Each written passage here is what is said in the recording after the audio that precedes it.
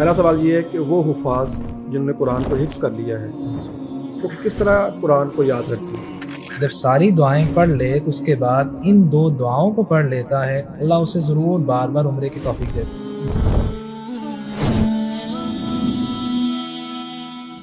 2 بڑے اہم سوال ہیں جو میں سمجھتا ہوں کہ عوام کی طرف سے اکثر ذہنوں میں بھی آتے ہیں، لوگ پوچھتے بھی ہیں۔ پہلا سوال یہ ہے کہ وہ حفاظ جنہوں نے قرآن کو حفظ کر لیا ہے وہ کس طرح قرآن کو یاد رکھیں؟ اکثر ہوتا ہے کہ زندگی کے اندر جب آپ آگے بڑھتے ہیں تو پھر وہ قرآن سے تعلق اس طرح کرے رہتے ہیں، تو کس طرح سے قرآن کا حفظ جو ہے وہ اس کو محفوظ کیا جا سکتا ہے؟ صحیح مسلم میں عبداللہ بن عمر رضی اللہ تعالیٰ عنہ کی روایت ہے، آپ صلی اللہ علیہ وسلم کا فرمان ہے، اذا قام صاحب القرآن فقرأه باللیل والنہار ذکر وإن لم يقم به نسیہ۔ جب قاری قرآن رات کو قیام اللیل کرتا ہے، دن اور رات میں قرآن مجید پڑھتا ہے تو یہ قرآن اسے یاد رہتا ہے، اور جب وہ قیام اللیل چھوڑ دیتا ہے تو پھر قرآن مجید بھی بھول جاتا ہے۔ قرآن مجید کی آپ صلی اللہ علیہ وسلم نے مثال تو یوں دی ہے، اگر ہم صحیح بخاری میں ابو موسیٰ اشعری رضی اللہ تعالیٰ عنہ کی حدیث دیکھیں، تعاہد القرآن فوالذی نفسی بیدی لہو اشد تفصیا من الابل فی عقولها۔ آپ صلی اللہ علیہ وسلم نے فرمایا، قرآن مجید کی تلاوت کو لازم پکڑ لو، اس ذات کی قسم جس کے ہاتھ میں میری جان ہے، اتنا اونٹ رسی چھڑا کے بھاگتا نہیں ہے جتنا قرآن مجید تیزی سے بھاگ جاتا ہے۔ جب انسان قرآن مجید کی تلاوت نہیں کرتا تو قرآن مجید اسے بھول جانا ہے، اور اس کے لیے میں کہنا چاہوں گا کہ صرف قرآن مجید پڑھنا نہیں چاہیے بلکہ سننا بھی چاہیے۔ کسی بھی علم کو سیکھنے کے 2 طریقے ہوتے ہیں، سب سے پہلے ہے سماع، جس کو الاستماع کہتے ہیں۔ اللہ رب العزت نے قرآن مجید میں اس لیے آپ صلی اللہ علیہ وسلم کو منع کیا، لا تحرک به لسانک لتعجل به، کہ جب جبریل علیہ السلام وحی لے کر آتے تو آپ صلی اللہ علیہ وسلم وحی سنتے تو ساتھ ساتھ پڑھنے لگتے، تو اللہ رب العزت نے منع کر دیا۔ کیوں منع کیا؟ اصل ہے الاستماع، کہ آپ کو جو پڑھایا جا رہا ہے اس کو غور سے سنیں۔ دوسرا سٹیپ کیا ہے؟ فَإِذَا قَرَأْنَاهُ فَاتَّبِعْ قُرْآنَهُ، جب جبریل امین علیہ السلام پڑھ لیں تو پھر آپ پڑھیں۔ ہم کیا کرتے ہیں؟ قرآن مجید کو زیادہ پڑھتے ہیں لیکن زیادہ سنتے نہیں، ہمیں سننا بھی چاہیے۔ اچھا، کیا مشورہ دیتے ہیں کہ کس قاری کی آواز میں سنا جائے قرآن؟ مختلف تلاوتیں ہیں دنیا کے اندر جن کو سنا جا سکتا ہے، لیکن شیخ صدیق منشاوی رحمۃ اللہ علیہ ان کی تلاوت بہت مشہور ہے۔ اسی طرح اور بھی کبار مشائخ ہیں، شیخ مشاری حفظہ اللہ ورعاہ ہیں، ان کی تلاوت کو سنا جائے اور کاپی کیا جائے، اور اس کا فائدہ کیا ہوگا کہ آپ کو تجوید کے اندر مہارت پیدا ہو جائے گی۔ ہم جب اپنی انداز اور اپنی لب و لہجہ میں پڑھ رہے ہوتے ہیں تو پھر یعلمون اور تعلمون رہ جاتا ہے، قرآن باقی نہیں رہتا۔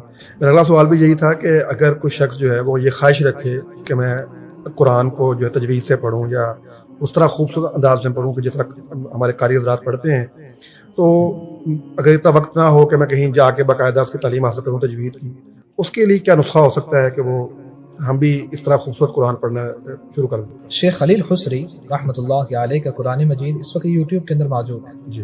ہم یوٹیوب سے بہت زیادہ فائدہ اٹھاتے ہیں، وہاں قرآن کے لیے بھی ہمیں فائدہ اٹھانا چاہیے۔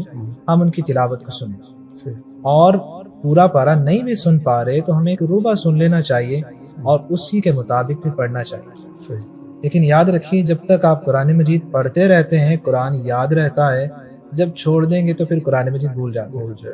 اور آپ صلی اللہ علیہ وسلم نے کتنی واضح بات ارشاد فرما دی، وَإِن لَمْ يَقُمْ بِهِ نَسِيَ، جب قاری قرآن قیام اللیل نہیں کرتا تو قرآن مجید اسے بھول جاتا ہے۔ اور آپ نے تھوڑا سا دیکھا بھی ہوگا، ایک ہم ویسے قرآن مجید پڑھیں اور ایک ہم قیام اللیل میں پڑھیں، اس کی ایک لہر ہی اور ہوتی ہے، اس کا ایک سرور اور لذت اور مٹھاس ہی اور ہوتی ہے، بہت خوش اسلوبی سے پڑھا جا رہا ہوتا ہے۔ تو میں کہنا چاہوں گا جتنے بھی اہل قرآن ہیں ان کو تہجد کی نماز پڑھنی چاہیے، چاہے ایک ربع ہی پڑھیں، ضرور پڑھیں۔ صاحب، آج کل حج کا موسم ہے، حجاج کرام اللہ کے گھر کی زیارت کے لیے جا رہے ہیں، انشاءاللہ حج ادا کریں گے۔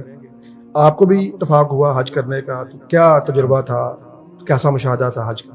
الحمدللہ اللہ کی توفیق سے بہت مرتبہ اللہ رب العزت نے بیت اللہ کی زیارت نصیب فرمائی، اور یہ واقعی اللہ کا بلاوا ہوتا ہے، جس کو مل جاتا ہے اس کے لیے سعادت ہو جاتی ہے۔ کیونکہ جابر رضی اللہ تعالیٰ عنہ کی حدیث جو صحیح جامع میں ہے، آپ صلی اللہ علیہ وسلم نے فرمایا الحجاج والعمار وفد اللہ دعاہم فاجابوا وسألوہ فاعطاہم، یہ حاجی اور یہ عمرہ کرنے والے جو ہیں یہ اللہ کا وفد ہیں، اللہ کے بلائے ہوئے لوگ ہوتے ہیں، اللہ نے بلایا تو یہ آ جاتے ہیں، پھر جو مانگتے ہیں اللہ عطا بھی کرتے ہیں۔ سبحان اللہ۔ 2016 میں سب سے پہلے میں نے عمرہ کیا، اس کے بعد اللہ رب العزت نے ہر سال بلکہ سال میں کئی بار عمرے کی سعادت نصیب فرمائی، سبحان اور میں اسے سمجھتا ہوں کہ یہ 2 آیات کی پابندی ہے جو دور طالب علمی کے اندر ہمارے ایک شیخ ہیں انہوں نے مجھے بتائی تھی، اچھا۔ اور میں ناظرین کے گوش گزار بھی کرنا چاہوں گا۔